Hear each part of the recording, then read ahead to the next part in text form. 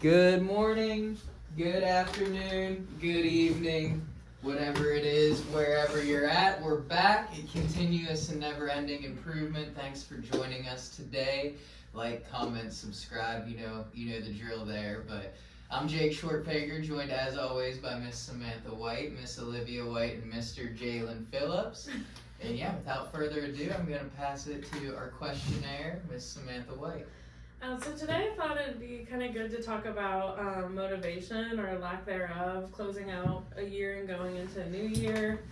I know it's kind of a big topic, and I kind of wanted to start with the question of how can you tell when you're motivated or in a season where you're really motivated versus when you're not? Like, what does it look like? That's a loaded question there. Yeah, I think first thing that comes to mind for me is just joy. You know what I mean?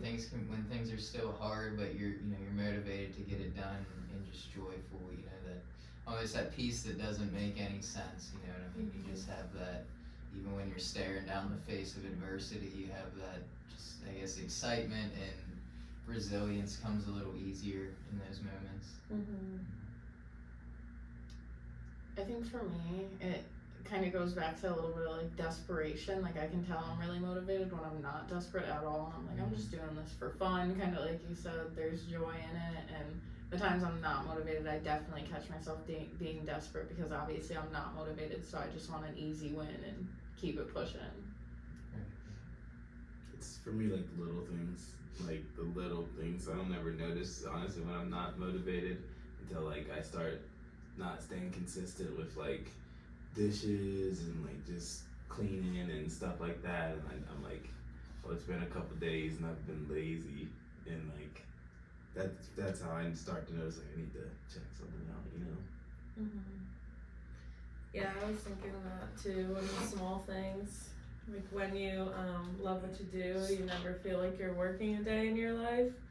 Like seasons where you're really motivated, like you don't let your third alarm go off to wake up, or like you might like take a little bit of extra time like picking out your outfit or something that small, and like even the little things of like, oh, I need to call this person, like you make sure you do it versus like negotiating in your head, well, I can call them tomorrow, and like pushing things off. Yeah.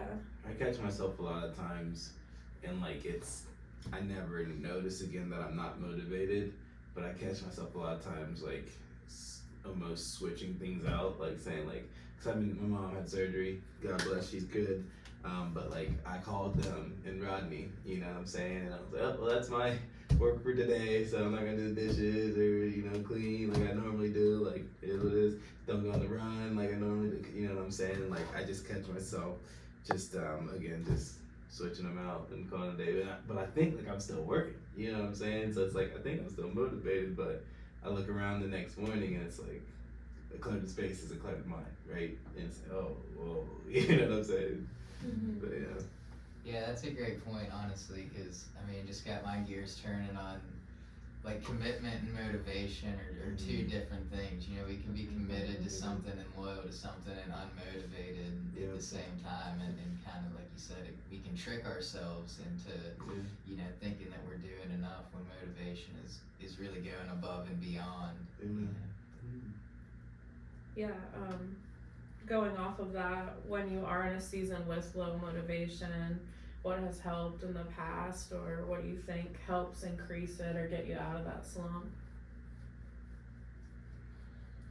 I think to what you were saying, I think just the little things, you know what I mean, getting back to the basics, making sure, I mean, cleaning house, you know what I mean, is metaphorically and actually, you know what I mean, making sure that, that my space where I rest is organized so that I can actually get good rest, and just making sure I'm actually getting things taken care of, and like you said, not pushing it off, not tricking myself to think I can wait another day. I heard the other day, like, all I have is the present moment. If I get one foot in tomorrow, like not even like a minute from now, if I get 1 foot in a minute from now and 1 foot in a minute ago, I'm pissing on the moment that I have, and that kind of stuck out to me a little bit. Yeah. Yeah, I think that's huge to remember because I know the times I'm unmotivated, I'm almost living today to get till tomorrow, but the times I am motivated, I'm definitely living in the present a lot more. And something that's always helped me is just like remembering you have to do it anyways, so why do it with a poor attitude? Like, if you have to do something, you might as well enjoy yourself while you're doing it. I always like to take it from a bird's eye view and like step back and think, why am I actually doing this? Because a lot of times the why, especially with I feel like I live a pretty simple life. You know, I've been doing this job for some time, but as I say, the why is enough to get me at least back into doing the just the little things and staying consistent and really disciplined. And that's a lot of the why for me is like just, I don't know. And you started to touch on it, but just like, yeah, you know, being committed individuals, like, why do something you're gonna half do it? If you're gonna half A it, like I always tell myself, if I half A something, I'm gonna do the set again, you know. And like I never want to do an extra set. It's already enough doing what I do, and Yeah, I think for me it's like kind of pulling back from just the like right now going through the motions and thinking of like the big picture. Like you said, kind of like, why did I start this to begin with? Like, what am I doing this for? And then thinking maybe like more towards the future of vision and things like that. So I'm like, this is way bigger than just this like immediate, oh, I gotta go through this and drudge through. I like to think like if I am in a slump, what would motivate me is like having some sort of switch in my brain of self-awareness of being like, whoa, like I can tell I'm being really unmotivated and everything around me is kind of a mess, would be enough to be like, I gotta change something. And I don't think that works though, because sometimes you're just like, oh, I'm so behind and I haven't done this and that and I'm never gonna get back. So it's just like, that hasn't been enough, even though that used to be what I thought, you know, would motivate me, is recognizing I am unmotivated. Like that's step one, but like I think something needs to come after that almost.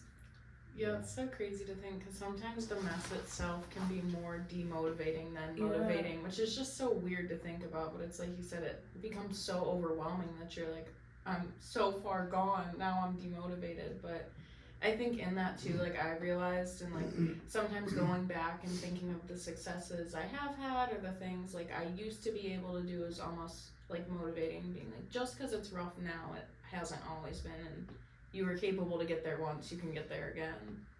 And to that, I think something else that can be motivating is like, just as fast as you can fall into a slump is like just as fast as you can like crawl out of one.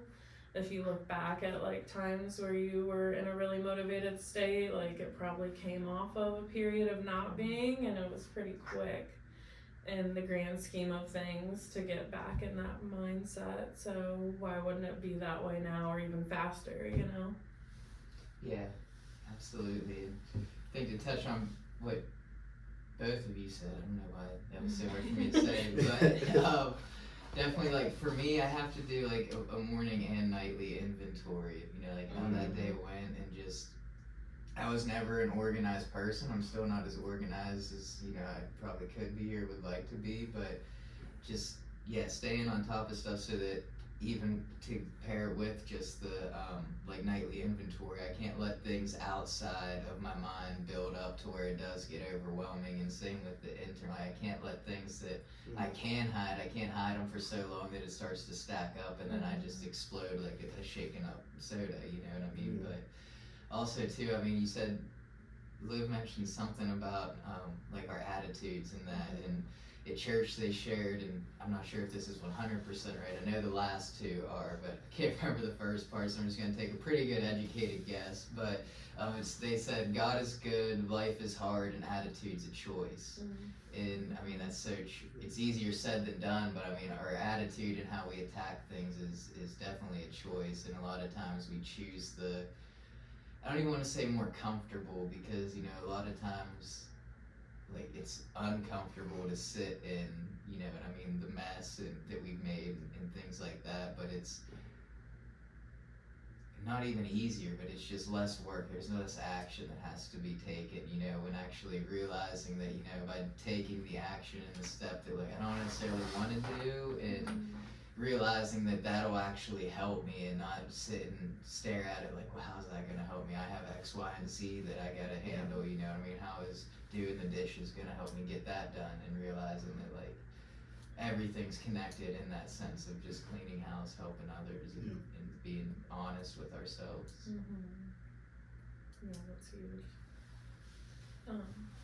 I was just gonna say, it's so weird to think about like how big like the small things really are though, because I remember when I first moved into my place, I had my TV like on the box that came in, and just like for weeks I would come home after work so miserable, and all I had to do was buy like an $100 TV stand. For whatever reason, just like making my house more of a home made me so much more motivated, because like then I'd go to work and I'd be like, okay, now I can be cozy at home, but like I got stuck in this just like freeze, because I was like, now I go to work and now I look at my TV sitting on a box, like Yeah. Oh, that's fun. Yeah, I mean, even the training that I was reading yesterday touches on that, and it's like, I mean, it got pretty, I don't know if it's deep, but just like pretty detailed in terms early on in like terms of blocking out blue light. It's like if you watch TV past 6 p.m. and you want to go to bed at 10, like invest in blue light glass blockers so that, you know, you're not, it takes your body longer to detox that stuff. But what I'm really getting at is just like you said, treating, you know,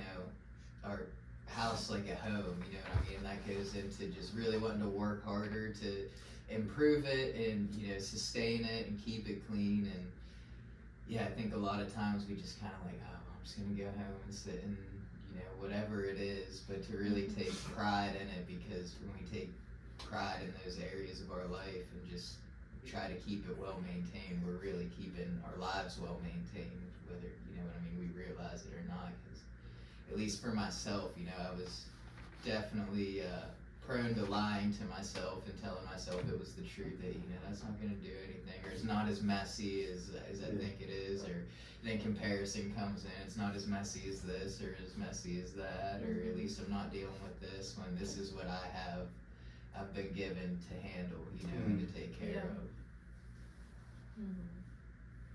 What are some ways you guys have successfully helped motivate others in the past? I don't know, you probably have to ask others. Yeah, literally, that's funny.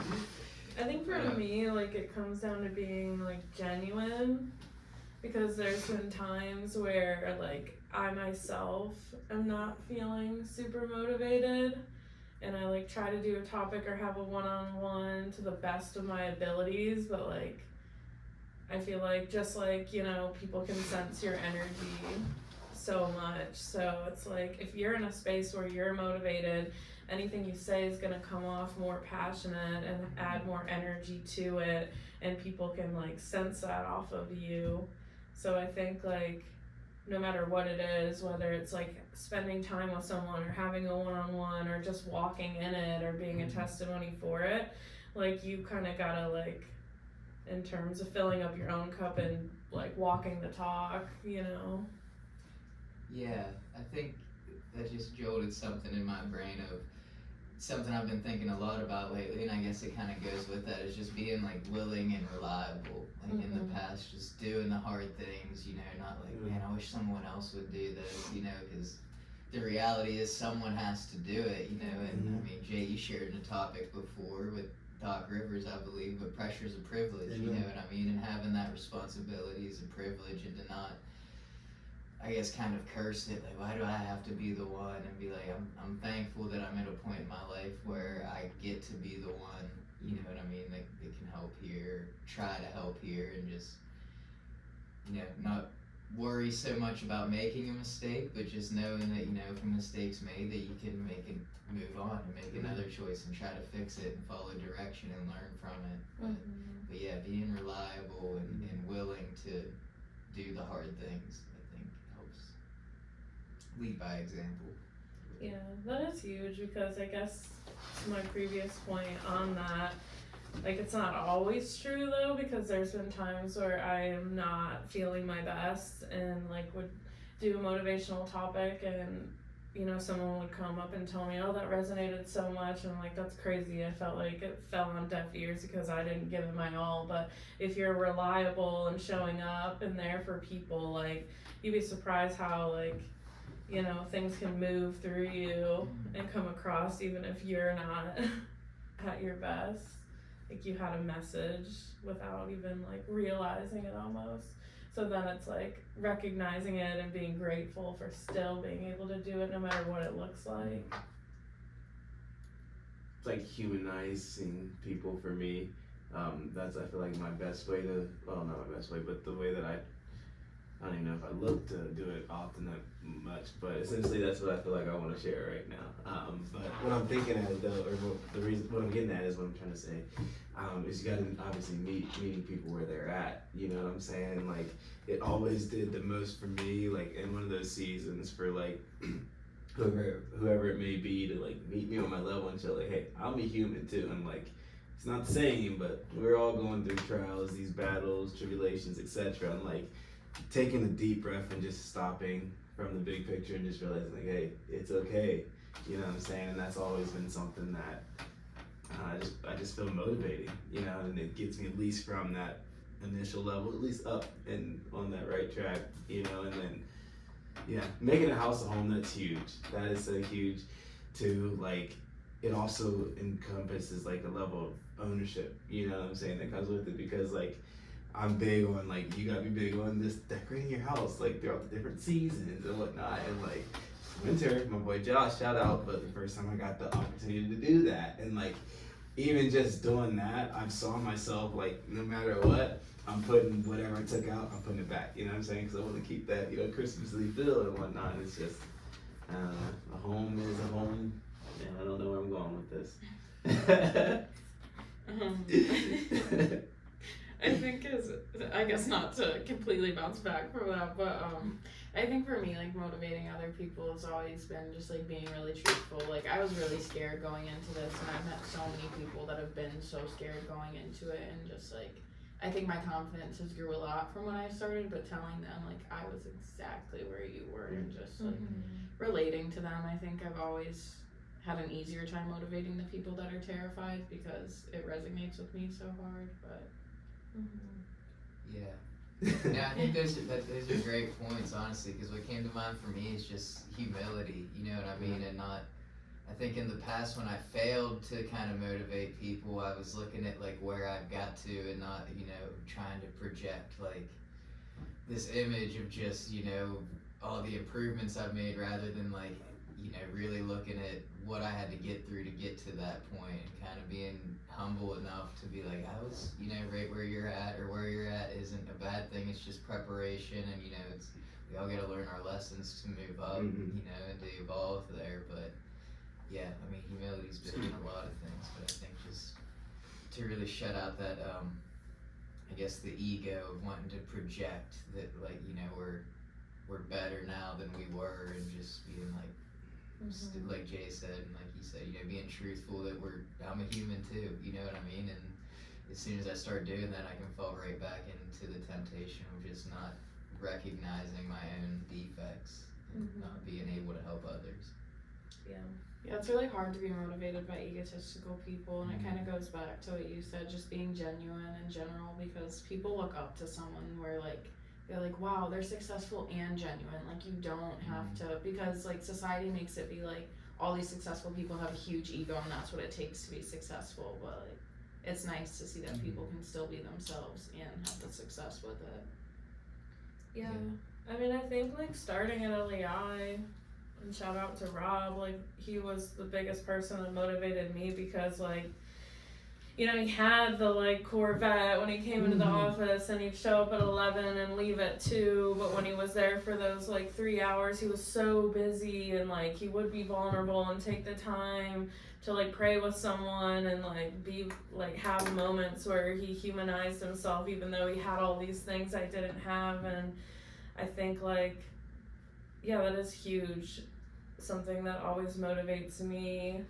And I think like, you know, I've been able to motivate others with this, is like, you know, wherever you're moving or whatever you're putting your time or energy in, like something's coming out of it. Like, you're always building something, whether it be a mindset, a foundation, like finances. Like, it's like now not every season's gonna be this way, but our hope is like almost everything we touch is going somewhere like in a positive direction. And sometimes you can just watch someone like in a season that's just radiating, like they leave a room and like the energy shifted and it's so like tangible almost.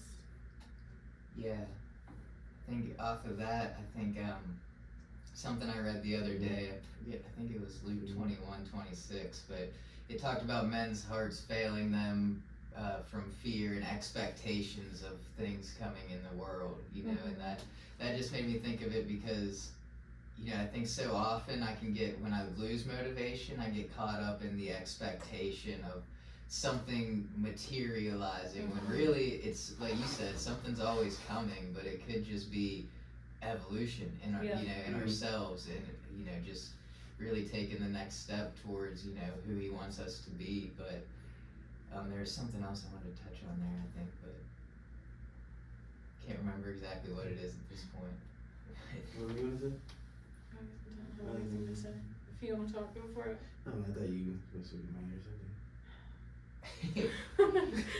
Yeah, I don't know, like it's funny because I think I've been in a season this past month or two, being completely transparent, where I felt unmotivated, and I think like just telling myself like just show up, just show up, just show up. Like, yeah, that's so important to show up even when you don't want to and you don't feel like it. But like something else has to happen next. And it's funny because I was thinking when I was writing questions down, like what are the early stages or signs? It's almost like if we can catch it quick enough, because you guys can probably attest to this. We can go through weeks of going through the motions and not even recognize it. Like it's so evident in everything we do, and anyone around us would probably like be able from the outside looking in and be like, yeah, I can tell you're pretty unmotivated. But like we just don't, we're so like stuck in like the mud where it's like we can't even be honest with ourselves, and maybe that's why it's like you don't want to admit it, or you're afraid if you do admit it, still nothing's gonna change, and then you're gonna just stop showing up. You know, there's so many layers to it, but I don't know. I think I'm curious what your guys' thoughts are on that, of how to like transition or flip the switch to like what actually is gonna motivate change instead of just having the awareness itself is hard to get to, and that's step one. Like. Yeah, I mean, the reflection questions we did the other day helped me with that in terms of, you know, like, where are you moving in terms of your personal goals? And I was like, what personal goals? You know what I mean? For, like, I have some, but at the time, like I said, I kind of put them on the back burner. My mom always said growing up, and still to this day, it's good to have a goal, you know, and that's been a lot of talks, like, just in my groups and that, you know, it's actually setting a goal and striving for something, and not just the team goal and what we want to do here, but actually having something to aim for, having a target, and not just be, like I said, the expectation of, you know, whether it be sales or, you know, just a clean house, a bigger home, whatever it is, really setting, like, where do I want to be, you know what I mean? What do I want to accomplish inside of all that? And yeah, I think setting a goal really helps. I mean, we always said too here when I was growing up in LEI, just, you know, if you don't know where you're going, you won't get there. So and even I just read the other day in the training, actually, if you don't know where you're going, any road will take you there. So you can just kind of go down all these roads and kind of circling around till you end up there. You end up back at square one, but kind of just putting it in the GPS and, you know, really having a destination. That's so important, even in the smaller things, though, in terms of like having a goal and manifesting it. Like, how many times do we just go out in the field and be like, hope I get a set today, instead of being like, I'm gonna get 3 today, or I'm gonna get 2 within 48, and you say it and other people hear it, and then you like go with like the gusto to like make it happen no matter what, versus being like, we'll see what I get today. Yesterday was a good day, hopefully today is too. Like direction and like is so important. Yeah, I think as far as goals too, a lot of times we miss the steps along the way. We just look at it so big picture, like, my goal is to be rich one day. Like, as irritating as it used to be, but like, Alex would sit me down and make these SMART goals, and I'm like, what do you mean it has to be measurable and all of this? I'm like, I don't know, I just know I want this at the end, but it's like, you have to kind of, like you said, like, okay, today I'm gonna do this, so then it's gonna equal this in the long run. Mhm. Yeah. I'd love to hear some of your guys' personal goals. Well, I would probably have to create something, cause Anybody have any? I actually did just kind of create some the other day, but it's gonna kind of be a bomb drop for you guys probably. But I was just looking at going back to school, and I mean, going back to school is, I don't even know if I can say that, because when I went to school the first time, all I did was party and try to skip classes in high school. But yeah, I was just looking at going to school and really getting into like pastoral counseling, getting a degree for like worship and music and that, just because, I mean, I feel called for that, but at the same time, I'm just like, well, I haven't even finished the Bible all the way one time through, because I just got saved and, you know, X, Y, and Z, but it was just, well, then when's the right time gonna be? Amen. It just kind of clicked the other day in terms of after the goal setting that we did with like, okay, well, this is what I feel called to do, so when would be the good time to do it? I'd rather start it, and if it's like a 3-4 year program, have it, not necessarily need it right after, than to need it and not have it,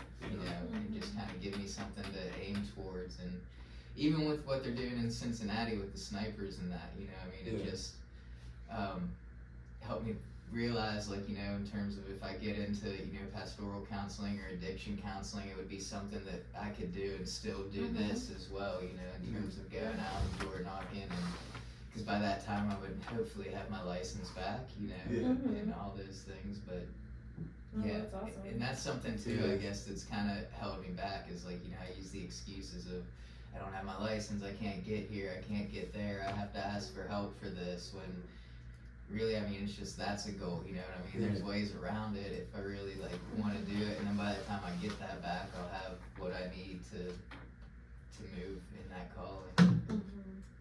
No, that's cool. That's great.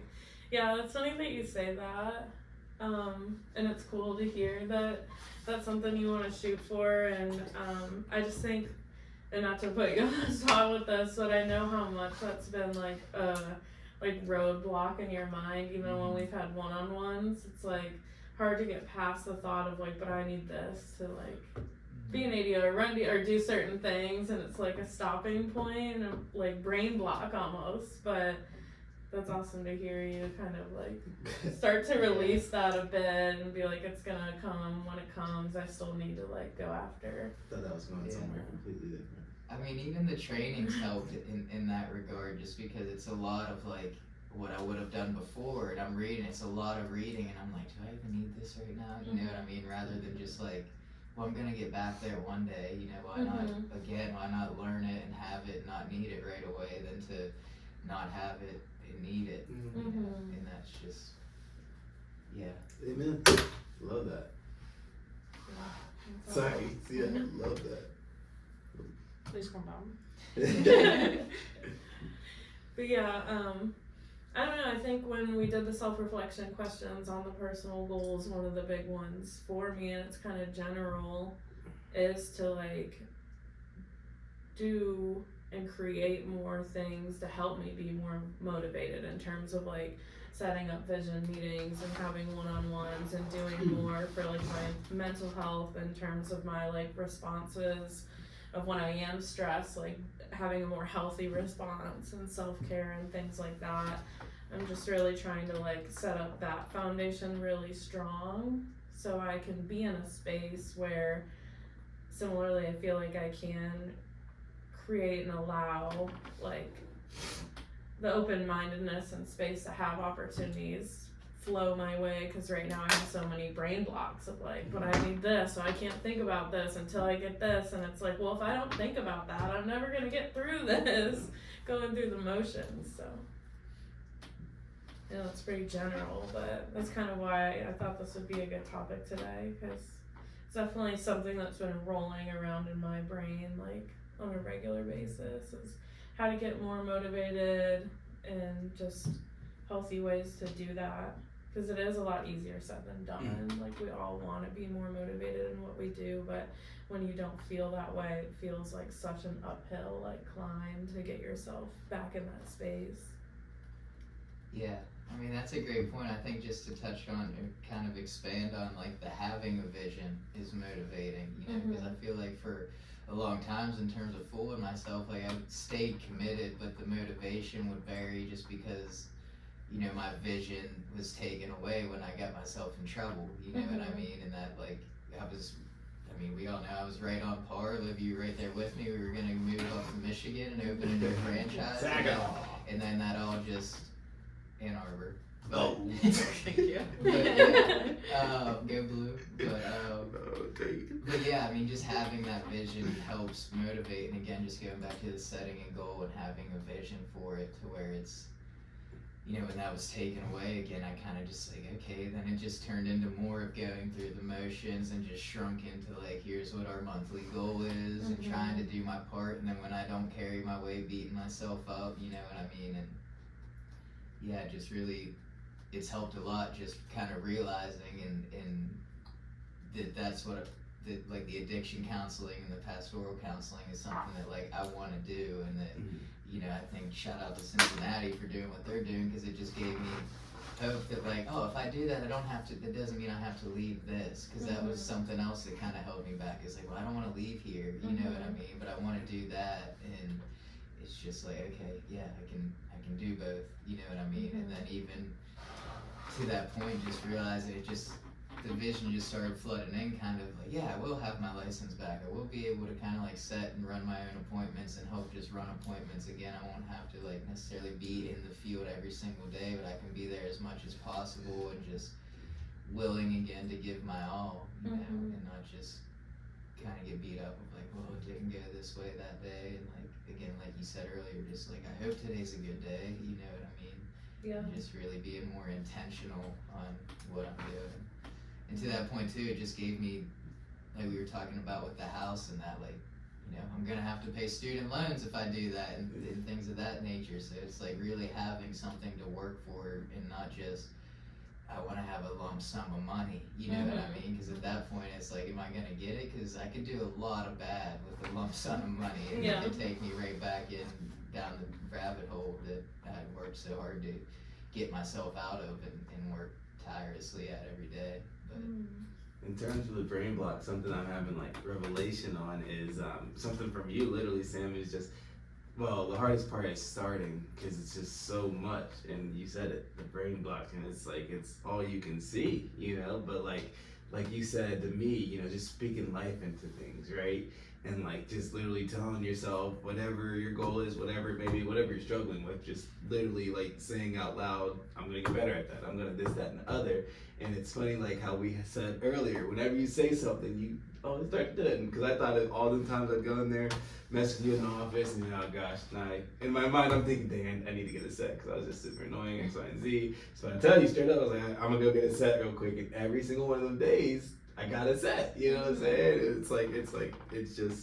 It's so crazy how, you know, as long as you can say it, once you start saying it, it sort of sets the trajectory for your life and what's next, you know? Yeah.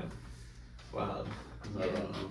That's a great point too, because I mean, shout out Grosso University, but that's kind of what they were talking about. They referred to Muhammad Ali and just like, you know, we can do affirmations in our head and say something in our head, but it's like, again, it's almost fear that keeps us from saying it out loud, fear that it won't happen. But when we say it out loud, our subconscious has a greater reaction to it, and just really, you know what I mean, when we don't say it out loud, like we're saying it to ourselves, but the subconscious is still working with that fear of like, well, will you? Like, I hope today's a good day, rather than like, today is a good day to have a good day. Today's a great day to have a great day. We're gonna have a great day.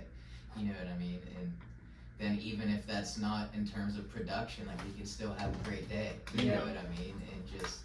And then, all right, well, you know, joy comes in the morning. We'll get back at it tomorrow, and then just following through with everything. But yeah, I mean that I love that part of it too, because it was something that I don't think I do enough of with the affirmation, but it helped me realize like how important that is, and how important like saying stuff out loud to myself is, and just talked about avoiding the negative words in it too, like, you know, in terms of, you kind of say like, I'm gonna get better at that, like I'm good at this, you know what I mean?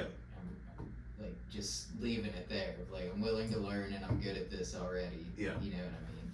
and just continuing to build upon that. That was something else I loved in there, is foundations are meant to build upon, you know what I mean? We all have a strong foundation, but we gotta keep building the skyscraper, so to speak. Yeah, I think like even in terms of training and developing someone, we all know like the difficulties that can come with that. Like I think back of like training marketing reps at the door, and even like running deals. That was something where like running deals with people is just a lot. Like they'll say off the wall stuff, it's stressing me out, and I would just be thinking like, oh, this just like it's gotta end. One day they're gonna be ready to be on their own. But it's funny because it always motivate me, like if I can train this person and develop them to be, you know, just as good as me, hopefully better, so then I can move up. I won't even be doing this anymore, and it gives them an opportunity to do the same thing with someone else, and then they can do that same thing. And it's just like the motivation in that is to get out of it, but in turn, like you're motivating someone else to like head towards that same direction. And it's just funny to think like, I don't know, all the like negative thoughts that come through where you're like, I can't deal with this person one more day, I can't go on another deal with them, but you do it anyways because it's for something bigger than you, that person. Like, you know, it's gonna have like almost a butterfly effect of like what would happen if that we do just get through this one more deal, they're gonna be ready to be on their own or whatever it may be. My problem is I'm so black and white that I need a number to literally how long it can be, and then no matter if the candidate's ready or not, I'm throwing them into action. Yeah. Yeah. He told me I was a slow learner because I just needed a couple more deals, and then I was hot when I went by myself. So The hottest one still. That's crazy. It's so funny. the amount of fights, I'd be like, I just need one more, and you're like, you're fine, and I'm like, I don't have a contract. Like, That's so funny because he was the exact opposite. I remember Jordan would go on every deal with him. He was on deals for months without going by himself. And he's like, I'm ready to fly. Yeah, I wanted it so bad. I think honestly you were just living vicariously through me, or I was trying to live vicariously through you. yeah, something. You were trying to push me out way too early, though. I'm like, That's funny. Yeah, I mean, I was kind of that way too. Yeah, that was- Yeah. Our training process was a little long, and I felt like, you know, I had kind of what I needed. But I mean, looking back, hindsight's 2020. I mean, I'm grateful for that, because who knows if I would have had the early success that I had if my training would have been shortened, you know. Mm-hmm. Yeah. And just, yeah, I think relationships are important in that too, to just, you know, really be willing to learn from who, you know, who's teaching you, and not just get so gung-ho and hard-headed and egotistical that like, I'm ready to go, and be like, you know, I'm thankful that they're willing to teach me and do this, because as you were just saying, like they don't necessarily want to keep doing it either Yeah. all the time, but Yeah. it's you know, a responsibility they have to, like you said, make sure that they're at least as good, if not better, than we were, so that we can continue that growth. But There's such a pattern that I've seen with like new ADOs where like they do get like a quick start and sell a few deals, get them under your belt. Like their first month's normally like really good, better than Vets. Yep. But then it takes a dip like after that because they wanted to go so fast they didn't get to see enough complex negotiations or like rebuttals in action, even though they can say the whole pitch start to finish and sign a contract on a laydown, doesn't mean they know what to do. It's the same thing at the door. Like you can say the pitch front to back and fill out a set slip on a laydown, but as soon as you gotta do a tentative, you're going dry for a few days because you've not seen it enough or had someone next to you when you say it so they can say, oh, you missed this part, and if you add that in next time, like you'll get it. And this is so funny. Yeah. Kind of like I'm thinking. Yeah, I had a that high 20% close because I literally thought, and that's why I was like, I don't want anybody who deals with me. I got the pitch memorized because LEIs made everything just so black and white. So I was like, what else do I need to have, or outside of memorizing the pitch, what else do I need? Okay, the pricing. Outside of knowing the pricing, what else do I need? Literally nothing. No people skills, no nothing. I was like, I'm good to go. Believe me. And when I was left, like 27% close. That's funny. Not good. I mean, that's a great point too, just because, I mean, the training again does a deep dive kind of into the types of customers, and that's to touch on what you were saying, like, you know, when we might have a very high success rate at selling with a certain amount, and then we just try to copy or a certain type of customer, and then we try to copy and paste what worked in those few deals when we were selling, you know, 80, close to 100%, but not everybody buys the way I sell, you know what I mean? So being able to see, you know, more people, more situations, and just, yeah, I think it goes back to willingness too, to where even if I didn't necessarily have all the training I needed, to being willing and open-minded to what does this need, and the patience to what do they need, you know, not just what can I offer all the time and this is what worked before, but to stay present and patient to really get to know, you know, who you're talking to and what they value, what they're looking for, and how we can give it to them. Not to digress, that's why I love signing appointments, literally that, because I know signing, yeah, not a lick, but just like with what I know I can't go in there like I would like windows, you know, I'm just gonna educate them and just go from there, you know. I'm like, my main thing is I'm building their trust, and most of the time for me it's like finding, it's what do people want, you know what I'm saying, and like look at the signing records, the signing closing, it's like signing's easy to sell, I think, because they know they're changing the whole house and it's gonna be a big ticket, so like it's just a nice building trust fest, you know what I'm saying, so that's why I love siding, and like you get to see the different customers, and like that's the first thing that, like, to look for is like, okay, what kind of customers you are. I remember Hodge, shout out Hodge. Hodge was a great person. That's all I can say on that. He's a great person. He's a great person. I love them, and Olivia learned a lot. Yeah, we showed them one strip of siding and talked for 3 hours, but that's what always, like, deals like that, because I got so used to affluent buyers that then if someone didn't buy from me, I'd be like, great, I'm just not a likable person. And like, no, they just filed bankruptcy, like they're not buying anything. And like, you just have to remind yourself, like you said, like there's different kind of people, you can't treat everyone the exact same. But in that too, I've had a lot of motivating experience to get back to that. People that are really difficult, like, because it does motivate me, because when you're used to people that are easy, then you get a difficult one and you're like feeling good about yourself. You're like, okay, I can do it all. Like, yeah, absolutely, yeah.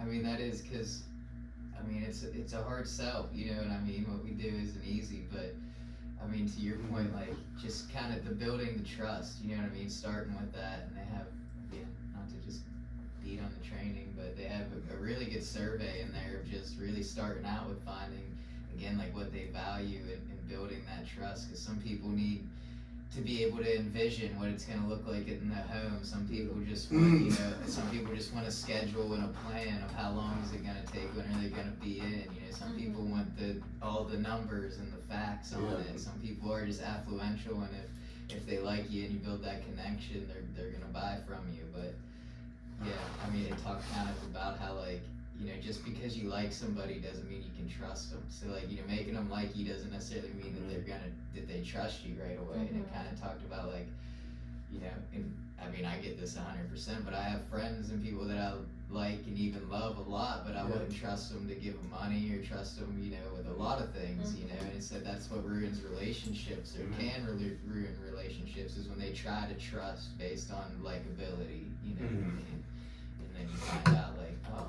I just like you, I couldn't really trust you with that, you know. And then they expect it to be handled differently because of the relationship, and it's business, it's not friendship, you know.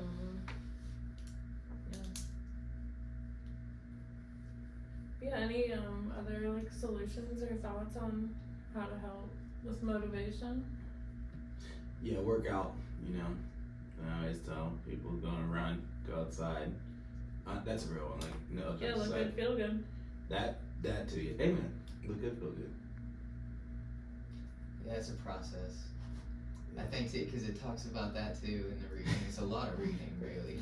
It's really good stuff, but just, you know, I mean, it releases endorphins in that. So even before you look good, you're gonna feel good, you know what I mean? And then just the commitment to that, and the motivation it takes to, you know, when it's cold out, to get out and go for a run. You know what I mean? When you do it, you're gonna feel good about yourself, and just staying I mean, I'm not speaking from experience really. I was gonna go on a run today and decided to sleep in a little bit because I needed some rest. But I told myself I needed some rest, and you know my quads are pulled. But again, those are all excuses. I could have get up and ran, but yeah, I mean, I think that is huge on just having a routine to really get yourself feeling good. Yeah.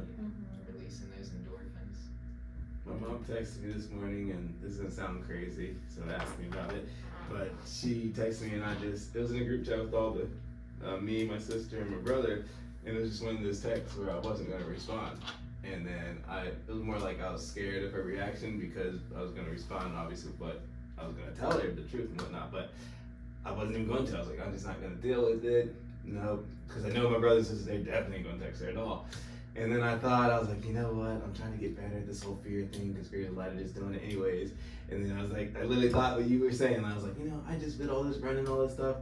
That's worth something. You know what I'm saying? So I'm good at the end of the day. I'm gonna shoot this text and just keep on going about my business. And like I did. And she texted me back exactly what I thought would come back, but I knew it was coming. And yeah, I got a jolt of like, but guess what? I didn't respond to that one. You know what I'm saying? No, I'm kidding. But no, I'm not kidding. Very lost on these texts, so I'm curious to maybe see these afterwards. I think for me, I need to create some goals, so definitely realize that and take care of the small things, which I think naturally will make me a happier, organized person. I think I know where I need to start, at least, after this conversation. That's great. Yeah, I mean, I touched on the working out, and that's something I need to start doing, but I think it goes back for me, a reoccurring theme the last few days is just doing the next right thing.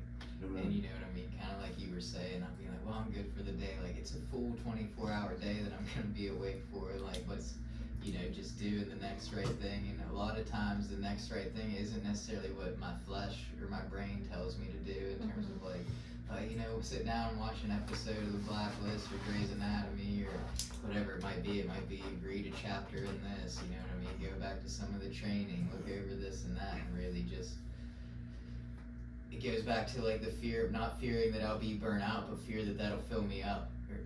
Or not fear that that'll fill me up, but just like, realizing that that'll fill me up and, thinking that what I want to do is going to create a bad habit, actually, in terms of just laziness and watching TV and binge watching. And, we look at it as harmless. It's like the one time might be harmless, but, really making sure, like, again, just the next right thing. Like, do I have all the eggs in the basket to be able to do that? Did I cross everything off my to-do list before I do it, or am I avoiding something by doing it? You know what I mean?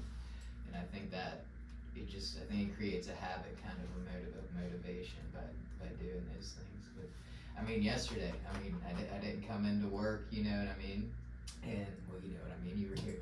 But yeah, I didn't come in and like I just didn't know what I should do. Like, should I stay here? And then again, I could have just stayed there and been like, well, I need rest, that's why I stayed. But like, I really made sure to just do something all day, clean the house, read, still ended up doing some work by, reading over the training and taking a lot of notes. But yeah, just making sure like, okay, I can't just do nothing today, or that's gonna build, like we watched one of the topics, just think of the momentum, you know what I mean? By avoiding that one thing and doing this, it's not good momentum.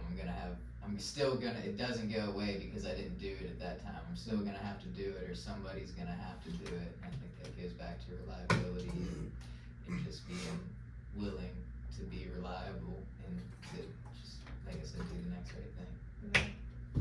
It's like we negotiate with ourselves so much to get out of doing things, but it's like try to fight and negotiate with yourself to do more things, as easy as that might be just to say. But even if you could just have like a brain switch, as soon as you catch yourself negotiating to get yourself out of something, like let the other part of you like fight to talk yourself into doing something. Yeah, that's a great point. Because again, it's fear that keeps us, at least me, from doing that. Fear, well then if I don't rest now, when am I going to get rest? And just like, yeah, this is what needs done, I'm going to do it, and just see where that momentum takes me. But yeah, with that too, stay tuned for next week. We're gonna have a special guest join us. Not to be determined, but to be announced when she gets here. She also has a podcast that you're gonna want to check out, especially if you like butterflies. But yeah, it's gonna be a good one. We're excited to have our first guest for sure. But with that, have a great day and stay motivated.